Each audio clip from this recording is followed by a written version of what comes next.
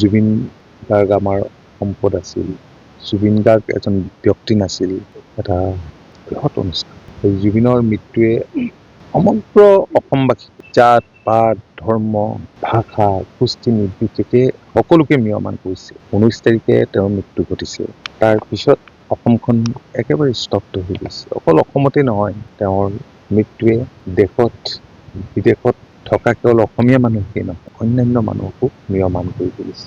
তেওঁৰ মৃত্যু আমাৰ সমাজৰ অপূৰণীয় ক্ষতি।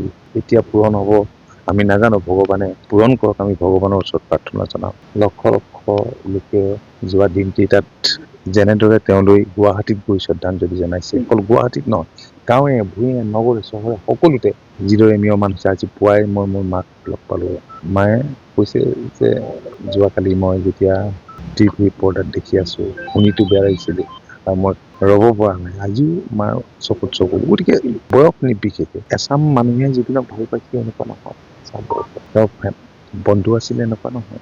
সকলোৱে হৃদয় জয় কৰিছে। জুবিন সদায় অসমবাসীৰ হৃদয়ত থাকি যাব। জুবিন অমৰ হওক। তদন্ত হ'ব।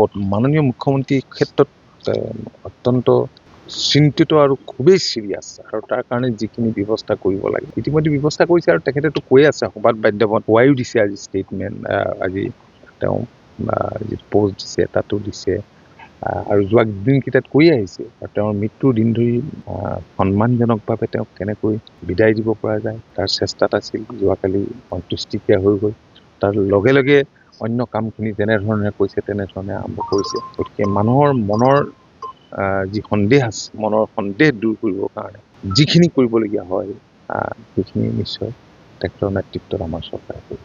খুবেই ভাল কথা। বোকাখাতত আজি বহুজনে মোক কৈছে, সংবাদ মাধ্যমৰ আপোনালোকেও কৈছে, কঁহৰাৰ পৰাও কৈছে, ইয়াতো বহুতে কৈছে, খুব ভাল কথা। জুবিনক আমি জীয়াই ৰাখিব লাগিব। আমি কেনেধৰণে আলাপ আলোচনা কৰি আমি কেনেধৰণে কৰিলে ভাল হয় এইখিনি কথা আমি পাতি ঠিক ঠাক কৰিছোঁ। ঠিক আছে।